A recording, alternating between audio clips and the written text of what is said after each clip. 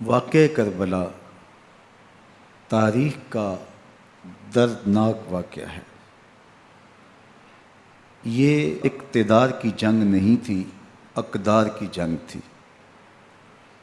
دو شخصیتوں کی لڑائی نہیں تھی، دو نظریات کا ٹکراؤ تھا۔ یہ حق اور باطل کا معرکہ تھا۔ یزید ظلم کا استعارہ ہے، حسین ابن علی امن کی علامت ہے۔ یزید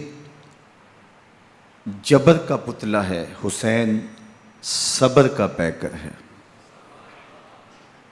یزید اپنی بدطینت فطرت اور اپنی طبع ناہموار کے باعث دنیا پر ذلت و رسوائی، ظلم، جبر، جور و زیادتی کی علامت بن کے ابھرا، اور حسین ابن علی رضی اللہ تعالی عنہ حق و صداقت کا نشان بن کے ابھرا۔ کربلا کے تپتے ہوئے ریگزار میں حسینی اور یزیدی دو کردار سامنے آتے ہیں۔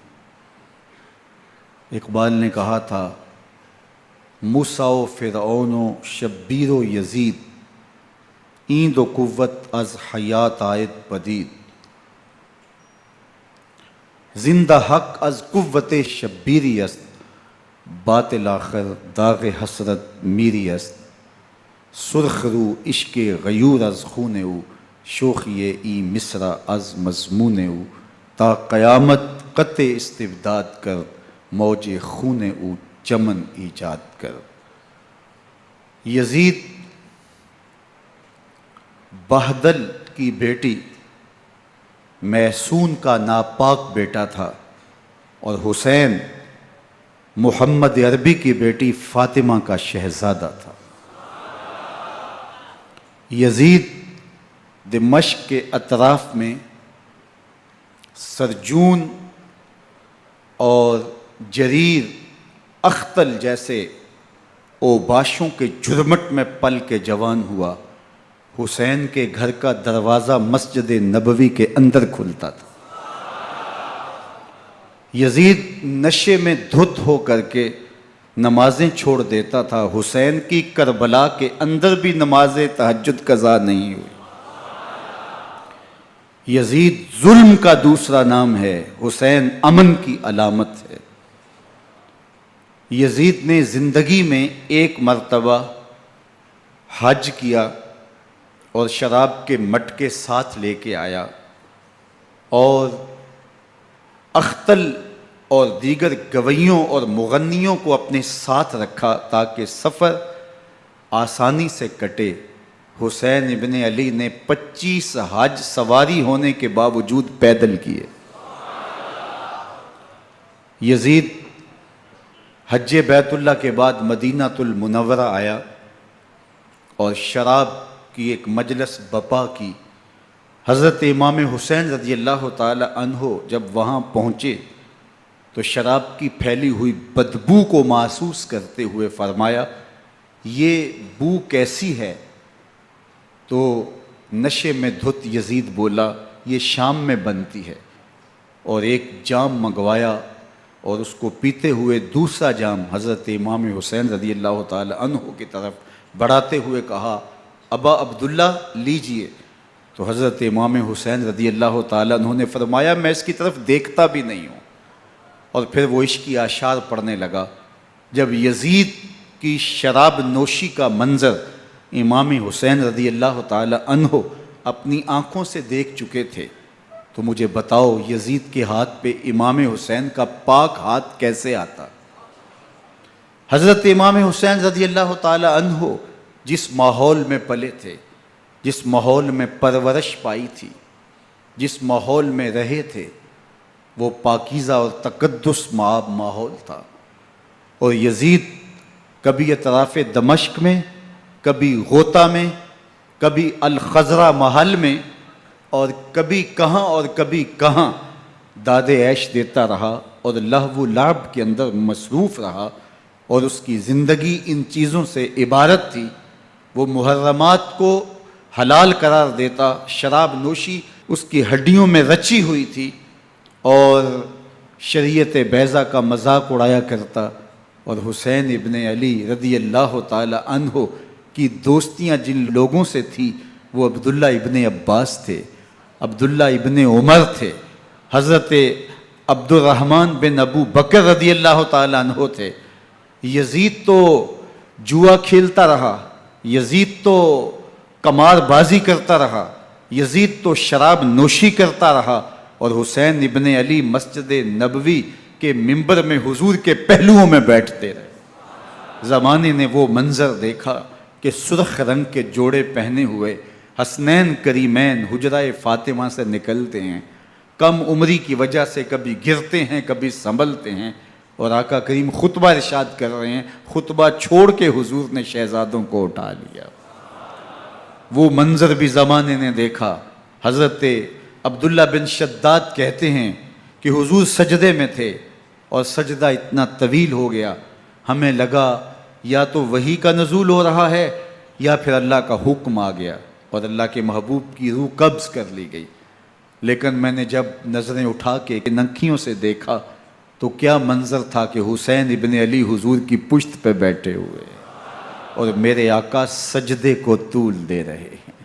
اللہ اکبر! حسین کے لیے پیغمبر کے سجدوں کو طول دیا جا رہا ہے۔ حسین ابن علی کبھی ممبر پہ حضور کی اطراف میں بیٹھتے ہیں، وہ منظر بھی دنیا نے دیکھا کہ حضور کے مبارک کندھوں پر حسین ابن علی بیٹھے ہیں اور حضور کی زلفوں کو پکڑا ہوا ہے۔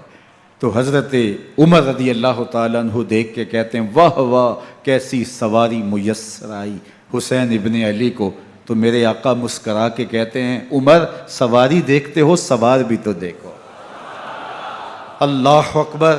حضرت اسامہ بن زید بن حارثہ رضی اللہ تعالیٰ عنہ فرماتے ہیں رات کا ایک پہر گزر گیا اور مجھے حضور سے کوئی کام تھا، میں آقا کریم کی خدمت میں حاضر ہوا، در دولت پہ دستک دی، حضور تشریف لائے تو چادر اوڑی تھی، بکل کی ہوئی تھی میرے حضور نے، تو میں نے اپنی حاجت کہی تو حضور نے میری حاجت پوری کر دی۔ لیکن ایک منظر میں نے دیکھا کہ حضور نے جو چادر کی بکل فرمائی تھی اس کے اطراف میں پہلوؤں میں ابھار تھے جس طرح اندر کوئی ہو۔ مجھ سے نہ رہا گیا، میں نے پوچھ لیا، میں نے کہا بندہ نواز چادر کے اندر کیا ہے؟ فَكَشَفَهُ، تو حضور نے چادر کو کھول دیا۔ فَإِذَا الْحَسَنُ وَالْحُسَيْنُ عَلَىٰ وَرِكَيْهِ، تو کہتے ہیں میں نے اپنی آنکھوں سے دیکھا ایک پہلو سے امام حسین لپٹے ہوئے تھے، ایک پہلو سے امام حسن لپٹے ہوئے تھے۔ فرمایا یہ میرے بیٹے ہیں، یہ میری بیٹی کے بیٹے ہیں، اے اللہ میں ان سے پیار کرتا ہوں، تو بھی ان سے پیار کر، جو ان سے پیار کرے اس سے بھی پیار کر۔ ان کی محبت کا درس دیا، ان کے پیار کا سبق پڑھایا، کہا ان سے پیار کرنے والا میرے سے پیار کرنے والا ہے، ان سے بغض رکھنے والا میرے سے بغض رکھنے والا ہے۔ ان کی تکلیف حضور کو بے چین کر دیتی تھی۔ حضرت سیدہ فاطمہ الزہرا رضی اللہ تعالی عنہ کے گھر کے قریب سے گزرے تو حضرت امام حسین کے رونے کی آواز آ رہی تھی، تو آقا کریم علیہ السلام نے فرمایا کہ فاطمہ حسین کو چپ کرواؤ، الا تعلمی ان بقاءہ یوزینی، تو جانتی نہیں حسین کا رونا مجھے دکھ دیتا ہے۔ حسین ابن علی کو حضور رونے نہیں دیتے تھے، ان کو دکھی نہیں ہونے دیتے تھے، کیونکہ رسول اللہ صلی اللہ علیہ وسلم جانتے تھے کہ یہ کتنے دکھ سہے گا، کتنی تکلیفوں سے گزرے گا اور کتنے مصائب سہے گا۔ زمانے نے وہ گھڑیاں بھی دیکھیں کہ حضرت حذیفہ بن یمان رضی اللہ تعالیٰ عنہ فرماتے ہیں کہ میں حضور کی خدمت میں نماز مغرب کی ادائیگی کے لیے حاضر ہوا، اور میں نے یہ اجازت خاص طور پہ اپنی ماں سے اس شرط پہ لی تھی کہ امی آپ مجھے اجازت دیں، میں حضور کی خدمت میں حاضر ہوتا ہوں، مغرب کی نماز بھی ادا کروں گا اور پھر حضور سے عرض کروں گا حضور میرے لیے اور میری ماں کے لیے بخشش کی دعا کر دیجئے۔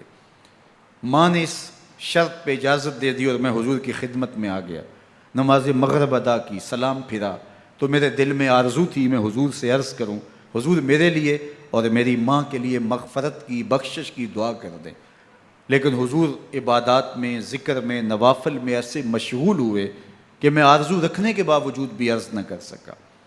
خیر نماز عشاء کا وقت ہوا، اذان پکاری گئی، حضور مصلی پہ آئے، نماز پڑھی، سلام پھرا، تو میرے دل میں پھر خیال آیا کہ ماں سے ایک نماز کی چھٹی لی تھی، نمازیں بھی 2 ہو گئیں، ماں نے جاتے پوچھنا ہے حضور سے میرے لیے اور اپنے لیے مغفرت کی، بخشش کی دعا کروائی تھی، تو کیا جواب دوں گا؟ اور حضور اٹھے اور کاشانہ اقدس کی طرف چل دیے۔ اب میرے دل میں یہ خیال رہ کے آ رہا تھا کہ ماں کو کیا جواب دوں گا، میں تو حضور سے بخشش و مغفرت کی دعا کروا ہی نہیں سکا۔ جب حضور چل پڑے تو غیر ارادی طور پہ میں بھی حضور کے پیچھے چل پڑا۔ چلنے میں تھوڑی سی رفتار تیز ہو گئی، جس سے قدموں کی آہٹ پیدا ہوئی، تو جب آواز پیدا ہوئی تو حضور نے رخ پھیرے بغیر فرمایا من ھذا، میرے پیچھے پیچھے کون آ رہا ہے؟ پھر خود ہی کہا حذیفہ تو نہیں؟ تو میرا دل دھڑک رہا تھا، قلت نعم، میں نے کہا جی حضور میں حذیفہ ہوں۔ فرمایا ما حاجتک غفر اللہ لک ولامک، کیا کام ہے؟ اللہ تجھے بھی بخش دے، تیری ماں کو بھی بخش دے۔ اب جو کام تھا وہ جنبش لب سے پہلے ہی ہو گیا، یہاں تو لفظوں کا سہارا بھی نہیں لینا پڑتا، وہ بند لبوں کی بولیاں بھی سنتے ہیں۔ اقبال بولا ہے فروغت صبح آثار و دہور، چشم تو بی نندائے ما فی الصدور، تیری نظر تو سینوں کے چھپے راز بھی دیکھتی۔ تو کہا ما حاجتوں کا غفر اللہ لک ولامک،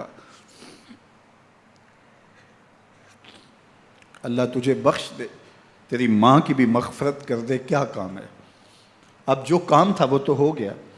تو میرے حضور نے ارشاد فرمایا حذیفہ سنو، ابھی ایک فرشتہ آیا ہے جو اس سے قبل دھرتی پر پہلے کبھی نہیں آیا، آج پہلی مرتبہ اللہ سے اجازت لے کے 2 کام کرنے آیا ہے، ایک تو مجھے سلام کرنے آیا ہے اور دوسرا خوشخبری دینے آیا ہے کہ آپ کی بیٹی فاطمہ جنتی عورتوں کی سردار ہے اور حسن اور حسین جنتی جوانوں کے سردار۔ ایک طرف یزید ناپاک میسون کا پلیت بیٹا، اور ایک طرف محمد عربی کا نواسا، فاطمہ کے دودھ کا اثر، علی المرتضیٰ کے خون کی تاثیر، رسول اللہ صلی اللہ علیہ وسلم کے کندھوں پہ بیٹھنے والا۔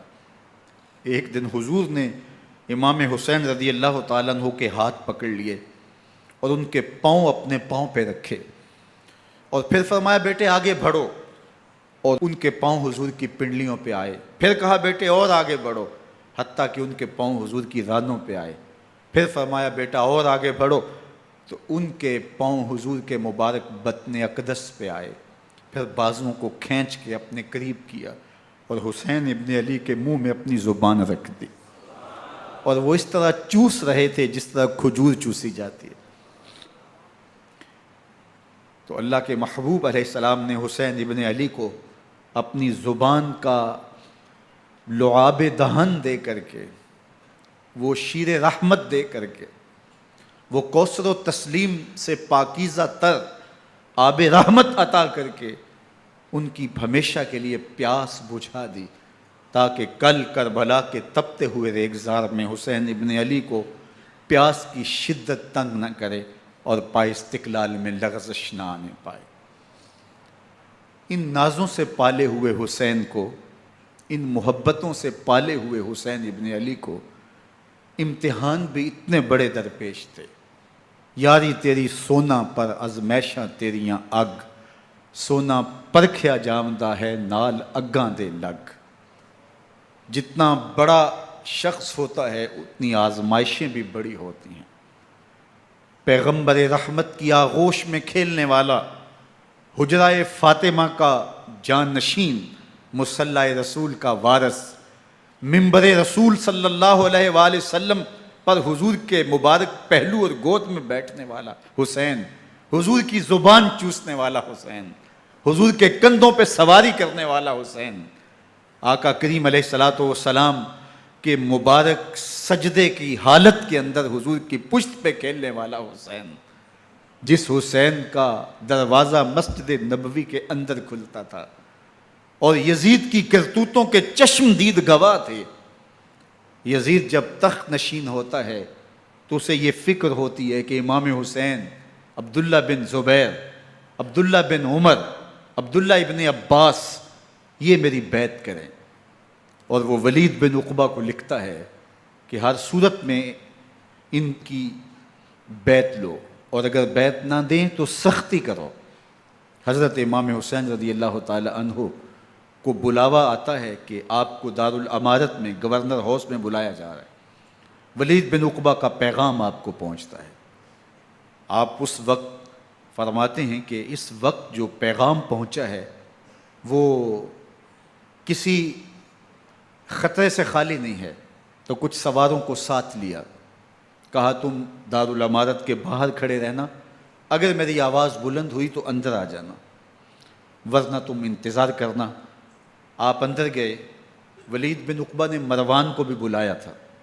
مروان بن حکم یہ گورنر مدینہ ولید سے پہلے رہ چکا ہے، تو اس نے مشورہ دیا کہ سختی کی جائے۔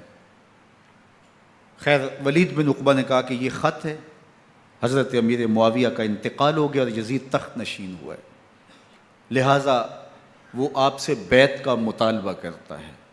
تو حضرت امام حسین رضی اللہ تعالیٰ عنہ نے فرمایا کہ میرے جیسا شخص یوں چھپ کے بیعت نہیں کر سکتا، اور آپ واپس پلٹے۔ مروان بن حکم نے ولید بن عقبہ کو کہا کہ یہ موقع ہے جانے نہ دیا جائے، اگر یہ نکل گئے تو دوبارہ تم قابو نہیں پا سکو گے، اور انہیں یہیں قتل کر دیا جائے۔ حضرت امام حسین رضی اللہ تعالیٰ عنہ نے یہ بات سن لی۔ کہتے ہیں حضرت امام حسین انہی قدموں کے بل واپس پلٹے اور مروان بن حکم سے مخاطب ہو کے کہا، مروان کیا بول رہا ہے؟ وہ خاموش ہو گیا۔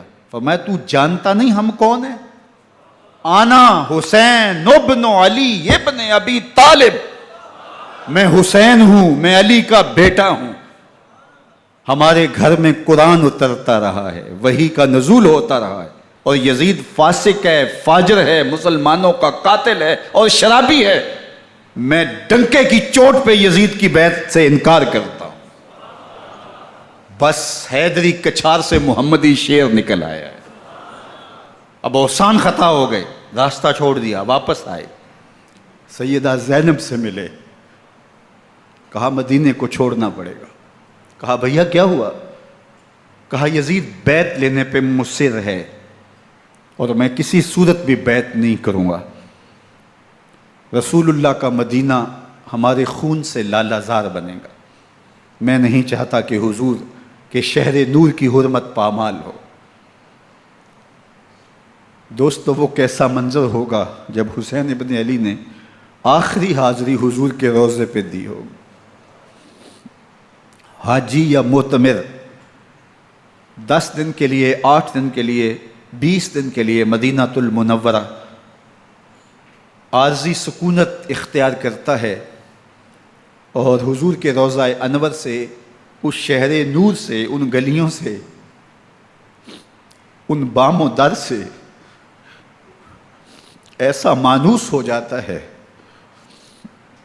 کہ جب واپس پلٹ رہا ہوتا ہے ان دعاؤں کے ساتھ کہ دوبارہ آنا بھی نصیب ہو، اور اسے لگتا ہے کہ میں دوبارہ بھی بلایا جاؤں گا، لیکن اس کے باوجود شہر حبیب چھوڑنا قیامت سے کم نہیں ہوتا۔ اعظم چشتی مرحوم آخری بار جب حضور کے روضہ انور پہ گئے تو بیمار تھے، ویل چیئر پہ تھے۔ باب بقی سے باہر نکلے تو خادم سے کہا کہ میری ویل چیئر پیچھے سے کھینچو تاکہ میرا رخ روضہ انور کی طرف رہے، اور وہ پیچھے سے کھینچتا چلا جا رہا ہے، اور جب باب مکہ سے پیچھے جنت البقیع کے قریب سے گنبد خضرا نگاہوں سے اوجل ہونے لگا تو اعظم چشتی مرحوم نے کہا، جان بدن سے نکلتی ہے اعظم، جان بدن سے نکلتی ہے اعظم، کوئی آسان ہے مدینے سے جدا ہونا، کوئی آسان ہے مدینے سے جدا ہونا۔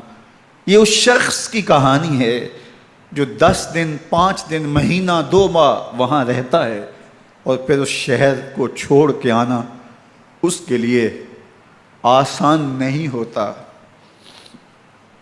اور مجھے بتاؤ کہ حسین جو پیدا مدینے میں ہوا، جس کے گھر کا دروازہ مسجد نبوی کے اندر کھلتا تھا، جو مسجد نبوی کے اندر پرورش پا کے جوان ہوتا ہے اور مدینے کی گلیوں میں کھیلتا رہا، اس حسین ابن علی کے لیے مدینہ چھوڑنا، اور پھر وہ اس بات کا علم اور شعور رکھتے تھے کہ یہ آخری بار حضور کے در پہ حاضری ہے، دوبارہ اس شہر نور میں نہیں آ سکوں گا، تو کیا قیامت ہوگی اور کیا منظر ہوگا۔ محمد بن حنفیہ کے علاوہ خاندان نبوت کے جتنے لوگ تھے ان سب نے شہر مدینہ کو الوداع کہا، اور رات کے موقع میں مدینہ المنورہ کو، مسجد نبوی کو چھوڑ کر کے مکہ کی جانب عازم سفر ہوئے۔ 3 شعبان المعظم کو مکہ المکرمہ پہنچتے ہیں، ادھر کوفیوں کے خطوط آنے شروع ہو جاتے ہیں۔ حضرت امام حسین رضی اللہ تعالیٰ عنہ مسلم بن عقیل رضی اللہ تعالیٰ عنہ کو صورتحال معلوم کرنے کے لیے بھیج دیتے ہیں۔ 40,000 کوفی آپ کے ہاتھ پہ بیعت کر لیتے ہیں۔ ادھر 25 پیدل حج کرنے والے حضرت امام حسین 8 ذی الحج کو احرام باندھتے ہیں، لیکن آپ کو پتہ چلتا ہے کہ حاجیوں کے روپ میں قاتل چھپا دیے گئے، تو آپ اس احرام کو حج کی بجائے عمرے میں بدلتے ہیں اور کوفے کی جانب عازم سفر ہوتے ہیں۔ کائنات والو، ذرا سینے پہ ہاتھ رکھ کے دیکھو کہ یہ کتنا مشکل مرحلہ تھا۔ اس دین کی آبرو کو بچانے کے لیے حضرت امام حسین رضی اللہ تعالیٰ عنہ نے کتنا بڑا قدم اٹھایا۔ آپ کے بہی خواہ، دوست، احباب عبداللہ بن عمر یہ سارے روکتے ہیں۔ عبداللہ بن عباس کہتے ہیں حضرت نہ جائیے، الکوفی لا یوفی، کوفی کبھی وفا نہیں کرتے، آپ کے والد کو وہاں شہید کیا گیا، لیکن آپ ایک فرض کو نبھانے جا رہے ہیں۔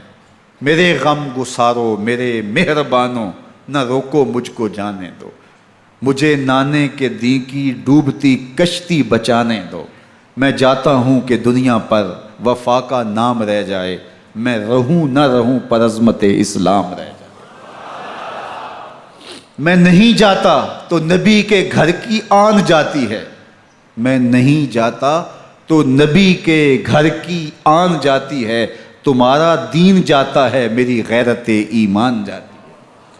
حضرت امام حسین یہاں سے چلتے ہیں، ابھی راستے میں ہی پہنچتے ہیں کہ یہ خبر آتی ہے کہ کوفے والوں نے بے وفائی کر دی، حضرت مسلم بن عقیل رضی اللہ تعالیٰ عنہ کو شہید کر دیا گیا، نعمان بن بشیر معزول کر دیے گئے، ابن مرجانہ ابن زیاد وہاں متعین کر دیا گیا جو سخت گیر شخص تھا، اور اس نے لوگوں کو ڈرایا، دھمکایا، اور کوفے کے لوگوں کے دل بدل گئے اور وہ بیتیں توڑنے لگے۔ وہ منظر مسجد کوفہ کا کتنا دلگداز تھا، جب امام نماز کے لیے کھڑے ہوئے تو 40,000 لوگ آپ کے پیچھے تھا۔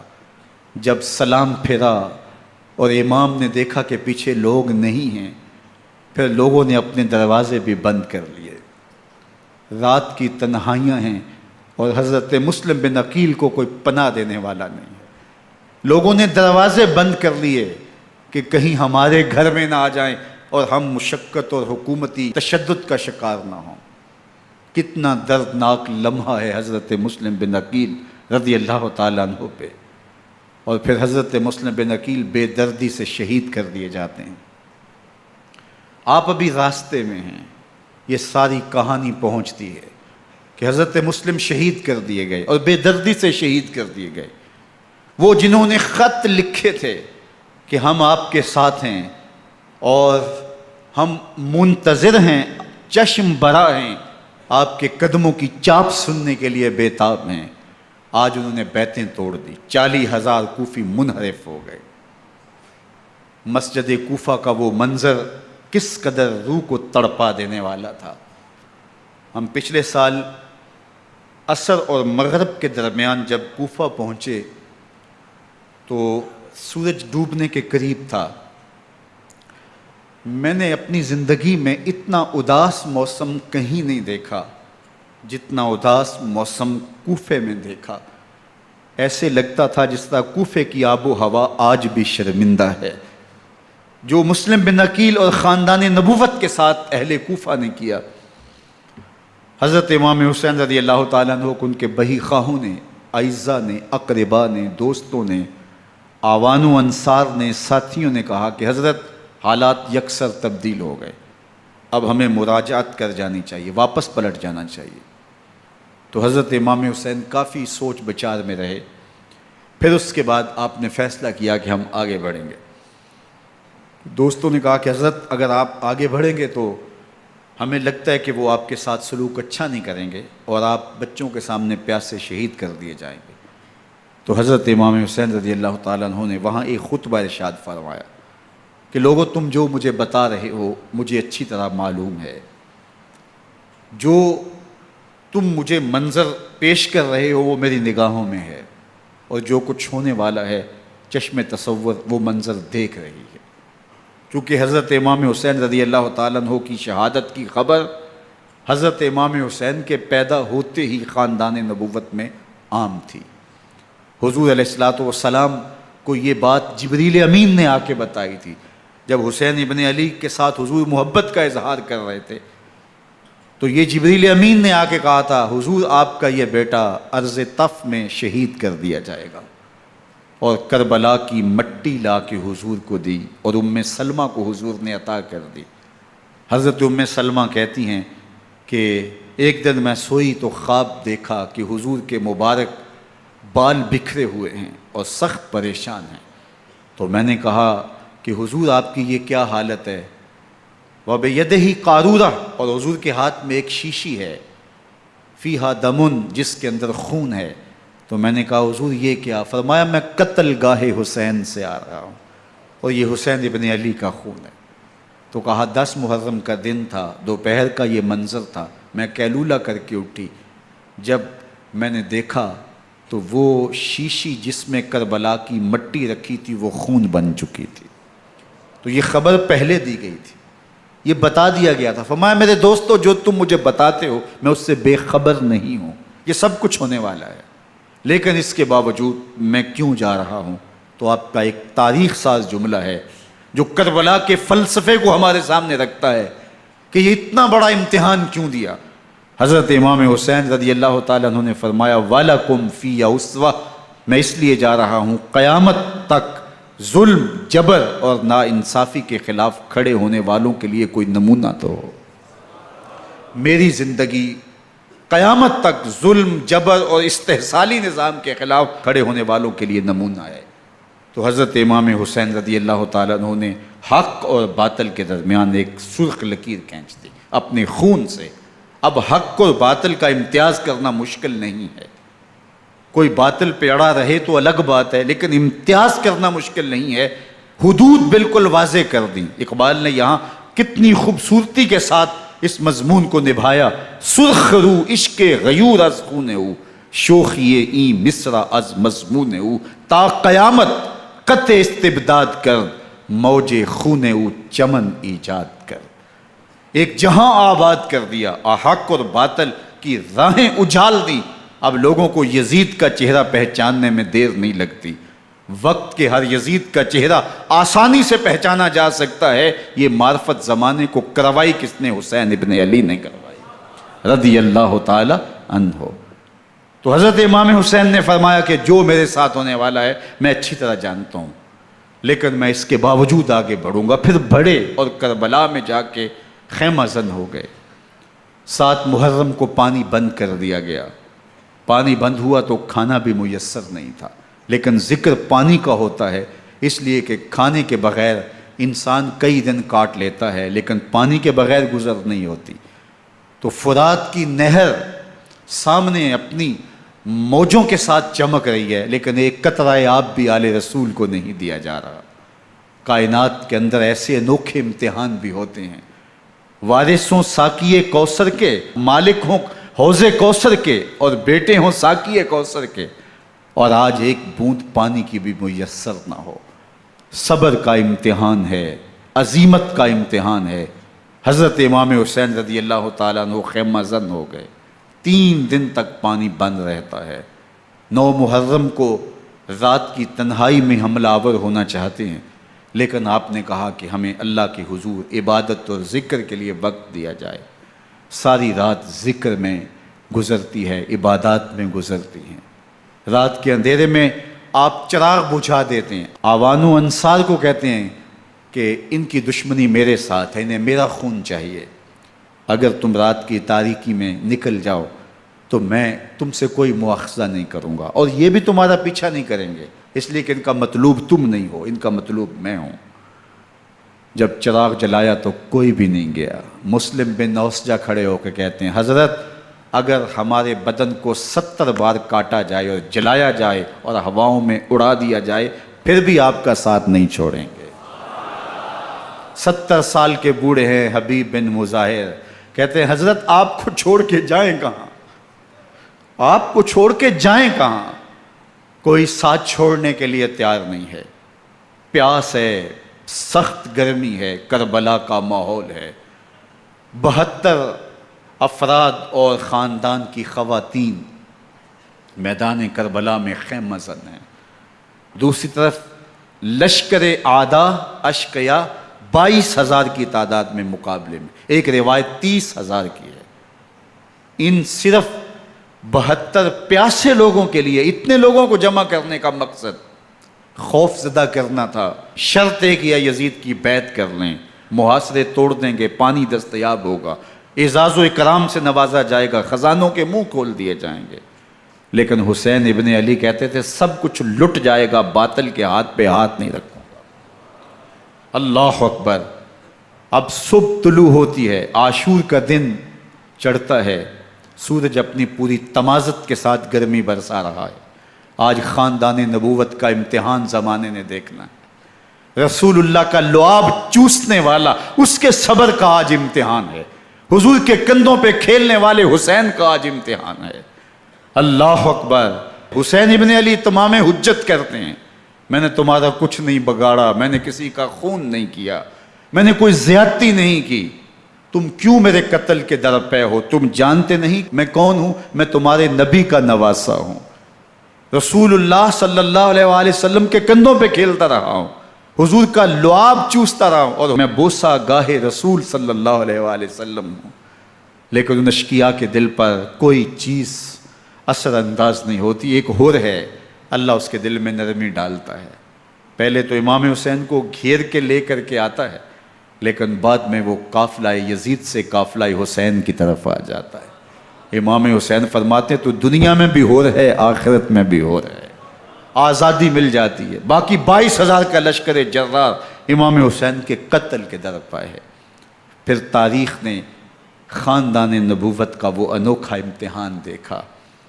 حضرت امام حسین کے بچے بالخصوص خواتین پیاس کی شدت میں حلق خشک ہیں۔ حضرت سکینہ تڑپ کے اپنے باپ سے کہتی ہیں کہ مجھے 6 ماہ کے علی اصغر کی پیاس نہیں دیکھی جا رہی۔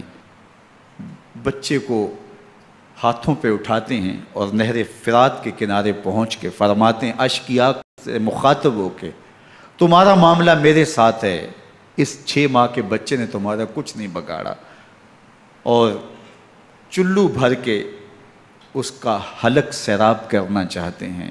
ایک 2 شاخہ تیر آتا ہے جو حضرت علی اصغر کے گلے کو چیر دیتا ہے۔ راوی لکھتے ہیں کہ وہ عام تیر نہیں تھا، جانوروں کو شکار کرنے کے لیے جو بڑے تیر ہوتے ہیں وہ 2 شاخہ تیر تھا۔ وہ گردن کو کاٹ دیتا ہے، خون بہنے لگتا ہے، گردن لٹک جاتی ہے۔ حضرت امام حسین وہ بہتا ہوا خون اپنے چلو میں لیتے ہیں اور آسمان کی طرف اچھال کے کہتے ہیں مالک حسین کی یہ قربانی بھی قبول فرما۔ یہ تماشا لب بام نہیں ہے۔ بچہ بیمار ہو، ڈاکٹر جواب دے دیں، ماں باپ کے ہاتھ پھول جاتے ہیں۔ زندگی کی سانسیں ابھی چل رہی ہوتی ہیں، لیکن ڈاکٹر کہے کہ یہ میرے بس کا روگ نہیں ہے، کہیں اور لے جاؤ، تو زندگی کا لف و نشر غیر مرتب ہو جاتا ہے۔ میں سلام پیش نہ کروں حسین ابن علی کو، 6 ماہ کا علی اصغر ہاتھوں میں دم توڑتا ہے، گردن لٹک جاتی ہے، خون بہہ رہا ہے۔ اب خیموں کی طرف بڑھ رہے ہیں، لیکن زبان پہ شکایت نہیں ہے۔ کہتے ہیں مالک حسین کی یہ قربانی قبول کر لے۔ اب خیموں کی طرف آنا، شہر بانوں ام رباب سیدہ زینب حضرت سکینہ سلام اللہ علیہا کا سامنا کوئی آسان کام نہیں تھا، لیکن حسین ابن علی آتے ہیں، شہزادے کو یہاں خیموں کے قریب رکھ کے کہتے ہیں کہ یہ حوض کوثر سے سیراب ہو گیا ہے۔ اللہ اکبر، کوہرام مچ جاتا ہے خیموں کے اندر، کیا منظر ہوگا اور ان کو کن الفاظ کے پیرائے میں ڈھال کر کے ان کیفیات کو بیان کیا جا سکتا ہے جو اہل بیت کے خیموں کے اندر علی اصغر کی شہادت کے بعد کا منظر رقم ہو رہا ہوگا۔ اللہ اکبر، ادھر اشکیا آوازیں دے رہے ہیں، مبارزت کے لیے پکار رہے ہیں۔ زمانے نے پھر وہ منظر بھی دیکھا کہ جوان بیٹے کو 18 سال کی کمائی حضرت امام حسین میدان عمل میں بھیج رہے ہیں۔ وہ علی اکبر جو حسین کا نور نظر ہے، آنکھوں کا قرار ہے، دل کی تسکین ہے۔ اور پھر حضرت علی اکبر جب گھوڑے کی زین سے فرش زمین پہ گرتے ہیں تو باپ کو آواز دیتے ہیں، اور حضرت امام حسین جو ہے وہ آگے جا کے بیٹے کی لاش اٹھاتے ہیں۔ اللہ اکبر، 18 سال کے بیٹے کی لاش کو کندھوں پہ اٹھا کے خیموں تک لاتے ہیں اور ہاتھ پھیلا کے کہتے ہیں مالک حسین کی یہ قربانی بھی قبول فرما۔ کبھی قاسم بن حسن کی لاش اٹھا کے لاتے ہیں، کبھی اون و محمد کی لاشیں اٹھا کے لاتے ہیں، بھتیجوں کی، بھانجوں کی، بھائی عباس کے کٹے ہوئے بازو اور زخموں سے چھدا ہوا لاشا۔ کیا کیا قیامتیں تھیں جو اس کربلا کے ایک میدان کے اندر نہیں توڑی گئیں۔ حضرت امام حسین پر دکھ پہ دکھ، تکلیفوں پہ تکلیفیں۔ اب 71 لاشیں اٹھا کے خیموں تک پہنچا چکے، اور ادھر مبارزت کی دعوت دی جا رہی، آؤ میدان عمل میں آؤ، اب دیر کیوں کر رہے ہو۔ رسول اللہ کا حرم، رسول اللہ کی شہزادیاں جو نازوں میں پلی تھیں، وہ کلیاں جو شبنم کا بوجھ بھی گوارا نہیں کر سکتی تھی، آج مصیبتوں کے پہاڑ ٹوٹ گئے۔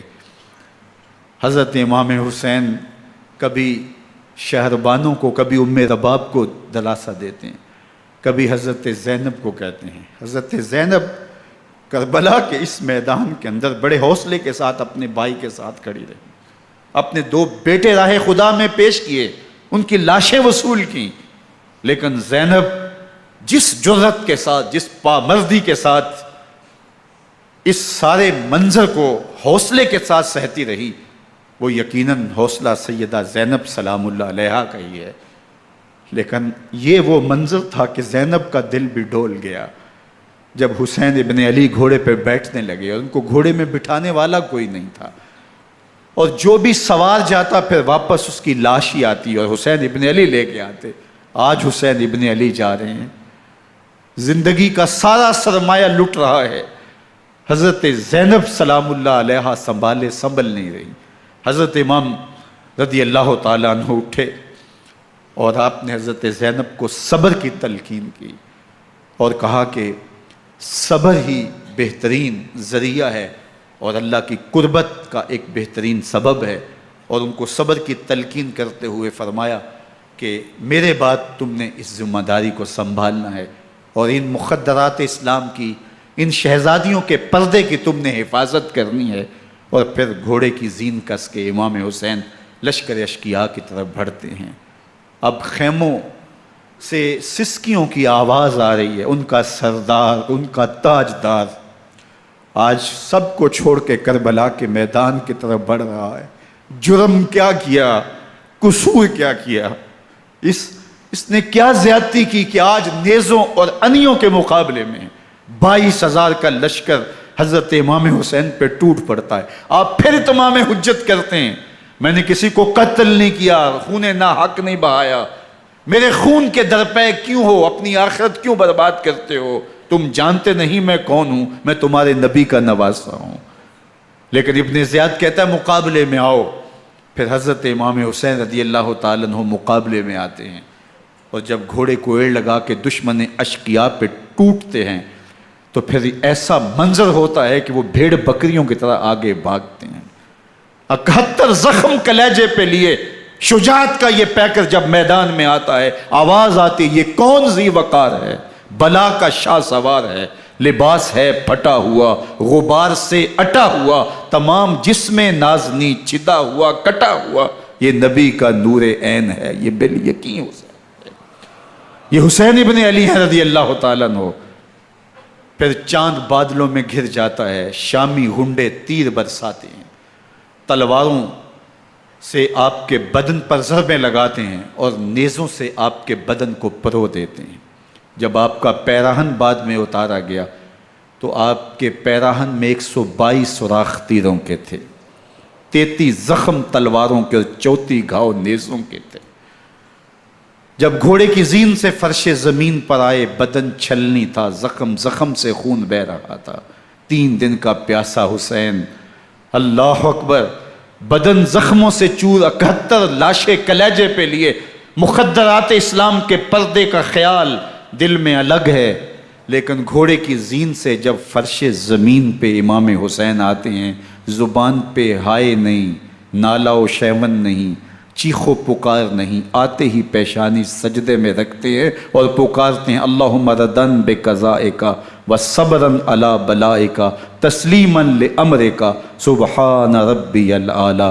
مالک گھر لٹا کے، بچے لٹا کے، خاندان سب کچھ قربان کر کے، اپنے بدن کو زخموں سے چھلنی کروا کے، تیروں اور نیزوں کی انیوں سے اپنے آپ کو زخمی کروا کے، تیرے حضور سر جھکا کے یہ اقرار کرتا ہوں کہ حسین تیری تقدیر پہ راضی ہے، مالک تو بھی بتا، تو بھی حسین پہ راضی ہوا ہے کہ نہیں ہوا؟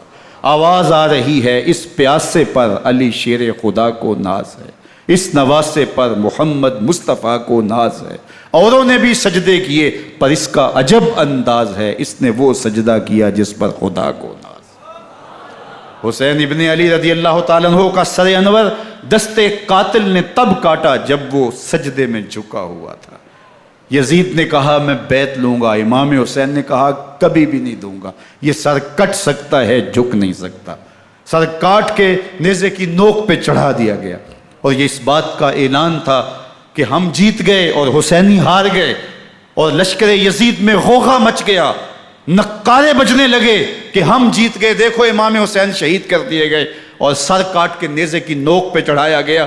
لیکن لشکر یزید سے ہی آواز آئی یہ کیسا سر ہے جو کٹ کے بھی سر بلندی ہے، کٹ گیا ہے پھر بھی اونچا ہے، اللہ اکبر، یہ سر سجدے میں کٹا ہے، رب کے حضور عبادت کی حالت میں کٹا ہے، حسین آج بھی سجدے میں ہے، اللہ اکبر، حسین آج بھی سجدے میں ہے، بلکہ کٹے ہوئے سر کا رخ زمین کی جانب تھا اور کٹی گردن آسمان کی طرف، یوں نیزے پہ پرویا گیا، اللہ اکبر۔ ایک شاعر نے نقشہ کھینچا، بآنکھ سر نیزے پہ اور سوئے زمین ہے روح، یعنی سجدہ ثانی کی ہے آرزو۔ رکعت کے 2 سجدے ہوتے ہیں، ابھی ایک سجدہ ہوا تھا کہ دست قاتل نے سر کاٹ دیا، کہا حسین کی پیشانی میں دوسرے سجدے کی تمنا مچل رہی ہے۔ یہ تھا حسین ابن علی کا سجدہ، ساری زندگی رب کے حضور سجدہ قضا نہیں ہونے دیا۔ آج پانی نہیں ہے، اللہ اکبر، آج تیمم کر لیتے ہیں، آج اپنے خون کو اوڑھ کر کے حسین نے اپنی پیشانی اپنے مالک کے حضور جھکا کر کے عظیمت کی وہ انوکھی داستان رقم کر دی کہ صدیاں گزرنے کے باوجود بھی ان کی یادوں کے چراغ روشن ہیں۔ جب حضرت امام حسین اور دوسرے اعیان و انصار کو شہید کر دیا گیا تو ان کے سر نیزوں کی نوک پہ چڑھا دیے گئے، حضرت امام حسین کا کٹا ہوا سر اور باقی 71 افراد کے کٹے ہوئے سر نیزوں کی نوک پہ، اور 10 سواروں کو ابن سعد نے کہا کہ ان کو رون دو، اور گھوڑوں کی ٹاپوں تلے حضرت امام حسین رضی اللہ تعالیٰ عنہ اور ان کے آوان و انصار کو جو ہے وہ روندا گیا، حتیٰ کہ ان کی استخوان مبارک، ان کی ہڈیاں بھی چور چور ہو گئیں۔ روننے سے قبل ان کا لباس اتار لیا، ان کے کپڑے اتار لیے گئے، اللہ اکبر، کیسی دردناک گھڑیاں تھیں۔ یزید کا صرف یہی بد کرداری کا مرحلہ نہیں تھا، اس کربلا کے صحرا کے اندر یزید نے جس طرح امام حسین رضی اللہ تعالیٰ عنہ کو شہید کیا اور حضرت امام حسین کے خاندان کو شہید کیا، جب مدینہ المنورہ پر یزید نے مسلم بن عقبہ کو مقرر کیا، جس کو بزرگوں نے مصرب بن عقبہ کہا ہے، تو اس کو کہا 3 دن تک مدینے کا حرم تمہارے لیے حلال ہوگا، جو چاہو تم کرنا، اور شامی فوجوں کو اجازت ہوگی۔ تو وہاں بھی انہوں نے 10,000 تابعین اور 700 صحابہ کو شہید کیا۔ حضرت ابو سعید خدری رضی اللہ تعالیٰ عنہ گھر سے باہر نکلے، کافی بوڑھے ہو چکے تھے، تو انہوں نے حضرت ابو سعید خدری کو پکڑ لیا، کہا تم کون ہو؟ کہا مجھے ابو سعید خدری کہتے ہیں۔ تو کہا ہاں تمہارا نام سنا ہے، اور داڑھی سے پکڑ کے کھینچا اور کہا کہ ہے تمہارے پاس جو ہمیں دو؟ تو کہا کہ میرے پاس تو کچھ بھی نہیں، میں تو فقیر آدمی ہوں۔ تو ان کے گھر ان کو لے گئے، تو 2 کبوتر رکھے تھے حضرت ابو سعید خدری نے، تو وہ کبوتر لوٹ کے لے گئے۔ اللہ اکبر۔ حضرت ابن سنان رضی اللہ تعالیٰ عنہ کو، جو حضور کے علم بردار تھے فتح مکہ کے دن، ان کو ستو پہلے پلائے اور پھر ان کی گردن کاٹی گئی، اور کہا یہ ہے وہ ستو جو تم زندگی میں آخری بار پیو گے۔ ایک گھر میں داخل ہوئی شامی فوج، تو ایک خاتون کے ابھی بچہ پیدا ہوا تھا، اور قابلہ نے، دائیا نے، وہ بچہ ماں کی چھاتی پہ لٹایا، اور وہ ماں کا پہلا دودھ پی رہا تھا۔ تو یہ جا کے کہنے لگے نکالو تمہارے پاس جو کچھ ہے۔ تو اس خاتون نے کہا تم جانتے ہو یہ بچہ کون ہے؟ تو انہوں نے کہا ہم نہیں جانتے۔ کہا یہ حضرت ابن ابی کبشہ انماری رضی اللہ تعالیٰ عنہ کا بچہ ہے، اور یہ وہ صحابی ہیں کہ جو بیت الشجرہ کے موقع پہ حضور کے ہاتھ پہ بیعت کرتے ہیں۔ انہوں نے اس چیز کا لحاظ نہ کیا کہ جو کچھ ہے وہ ہمیں دو، ورنہ تیرے بچے کو نہیں چھوڑیں گے۔ تو ماں بچے سے مخاطب ہو کے کہتی ہے، ابھی بچہ پیدا ہوا ہے اور ماں سے پہلا دودھ پی رہا ہے، کہ بیٹے اگر میرے پاس کچھ ہوتا، وہ قیمتی سے قیمتی چیز بھی ہوتی، تیری جان کے لیے قربان کرتی، لیکن اس وقت میرے پاس کچھ ہے نہیں۔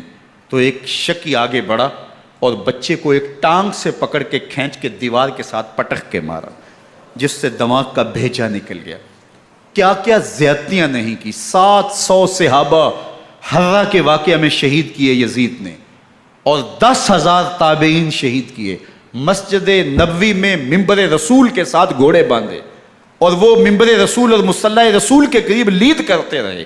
حضرت سعید عبد المسیب فرماتے ہیں میں نابینا تھا اور حضور کے روضہ انور کے پاس بیٹھا تھا، اور یزید کے سپاہی آتے، جو بھی مسجد میں نظر آتا پکڑ کے لے جاتے، مجھے نابینا سمجھ کے چھوڑ دیتے، لیکن میں پریشان تھا کہ ظہر کا وقت ہوگا، عصر کا وقت ہوگا، مغرب عشاء کا وقت ہوگا، نہ اذان، نہ اقامت، نہ جماعت، تو کیسے مجھے پتہ چلے گا کہ نماز کا وقت ہو گیا، اور کیسی میری نمازوں کا کیا بنے گا؟ میں اس فکر میں بیٹھا تھا۔ لم ازل اسمع الاذان والاقامت من قبر رسول اللہ صلی اللہ علیہ وآلہ وسلم۔ فرماتے ہیں جب بھی پھر نماز کا وقت آیا، گنبد خضرا سے اذان کی بھی آواز آئی، اقامت کی بھی آواز آئی۔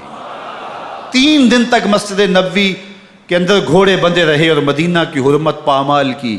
مدینہ کے گھروں کے اندر یہ بدکماش داخل ہوئے، اور جو بدکاریاں انہوں نے کی کلیجہ منہ کو آتا ہے۔ 1002 شیزائیں ان بدکاروں کی بدکاریوں کی وجہ سے کنواری حالت کے اندر حاملہ ہوئی۔ 3 دن تک مدینے کا حرم انہوں نے پامال کیا، اور پھر مکہ المکرمہ میں کعبۃ اللہ پر گولے برسائے، اور کعبہ کا غلاف جل گیا۔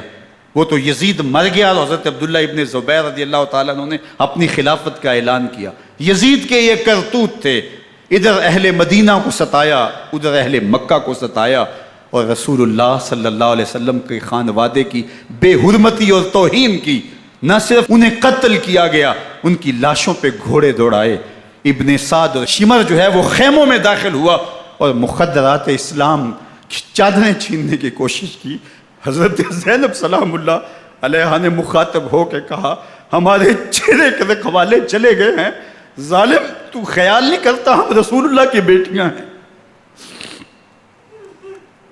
حضرت شہربانو، حضرت زین العابدین اور حضرت زینب سلام اللہ علیہم، ان تینوں کو ایک اونٹ پہ باندھا گیا، اور باقی اونٹوں پہ باقی سادات کو، حضور کی شہزادیوں کو باندھا گیا، رسیوں میں جکڑا گیا، اور اونٹوں پہ باندھ کر کے کوفے کی جانب آگے آگے شہیدوں کے سر چل رہے ہیں، اور پیچھے یہ قافلہ چل رہا ہے۔ اور جب یہ قافلہ وہاں سے گزرا جہاں لاشیں پڑی تھیں، امام زین العابدین 14 سال کے تھے اور بیمار تھے، اور ان کا حوصلہ نہ ہوا، وہاں غشی ان کے اوپر آنے لگی، اور وہ منظر ابن کثیر نے، باقی لوگوں سب نے لکھا ہے کہ پھر جب ان کی یہ حالت ہوئی تو پھر سیدہ زینب سلام اللہ علیہ، جنہوں نے ابھی تک بڑے حوصلے کے ساتھ ساری مشکلات کا مقابلہ کیا تھا، اب ان کے بندھن ٹوٹ گئے اور آنکھوں سے آنسو بہنے لگے، اور سیدہ زینب تھے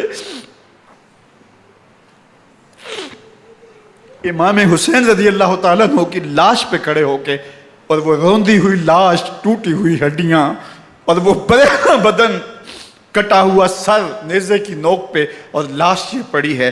تو حضرت سیدہ زینب نے مدینے کی طرف منہ کر کے جو ہے وہ حضور سے فریاد کی، یا محمد آہو، یا محمد آہو، ھذا حسین بالآراء مزمل بالدماء، یا محمد آہو بناتوں کا سبایا.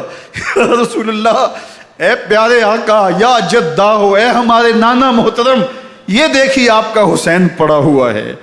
بدن سے کپڑے اتار لیے گئے، خاک ہوائیں اڑا رہی ہیں، اور اس کے اوپر چادر جو ہے وہ مٹی کی پڑ گئی ہے. حضور آپ کی اولاد کاٹ دی گئی، اور پھر کہا بناتوں کا سبایا. حضور دیکھیے آپ کی بیٹیوں کے ہاتھ باندھ دیے گئے ہیں، اونٹوں پہ کس دیا گیا ہے، سر شہیدہ آگے آگے چل رہے ہیں، اور حضرت سیدنا امام حسین کا آگے آگے سر ہے. راستے کے اندر ایک جگہ آئی، رات گزری اور ان کو اتارا گیا. رات کا موقع تھا، ایک خاتون آئی اور اس نے کوئی کھانا پیش کیا ان کو، اور کہا کہ میں کسی زمانے میں حضرت سیدہ فاطمہ تو زہرا کی نوکری کیا کرتی تھی، ان کی لونڈی تھی، ان کی کنیز تھی، اور آج مجھے پتہ چلا کہ آپ لوگ گزر رہے ہیں، تو میں نے کہا کہ میں اپنی مخدومہ کے خاندان کی خدمت کروں.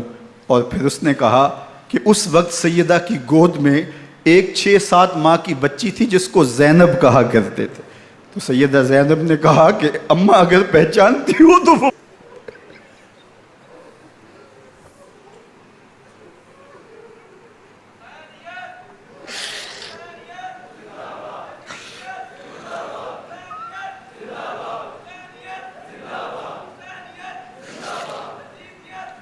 یہ تاراج اور لٹا ہوا کارواں پھر وہاں سے کوفے میں کیسے پہنچا، اور کوفے کے اندر سیدہ زینب سلام اللہ علیہا نے وہ یزید کے دربار میں، ابن زیاد کے دربار میں وہ جرأت آمیز جو باتیں کہیں، اللہ اکبر، زینب کی زبان میں علی کی خطابت بول رہی تھی، اور پھر دشمن اور دوست سارے رونے لگے، اور وہ کیا دل گداز منظر تھے. اور پھر یہ سروں کا قافلہ اور سادات کرام کا مشکیں کسی ہوئی ہیں اور اونٹوں پہ باندھے ہوئے، ان کو وہاں سے پھر قادسیہ اور قادسیہ سے پھر دمشق یزید کے دربار میں پہنچایا گیا، اور وہاں سے یہ لٹے ہوئے خانمہ برباد تاراج لوگ مدینہ المنورہ میں کیسے پہنچے، اور اہل مدینہ نے کیسے استقبال کیا، اور وہ منظر کتنا دلگداز تھا جب اہل مدینہ زینب سے پوچھتے تھے زینب حسین کہاں ہے.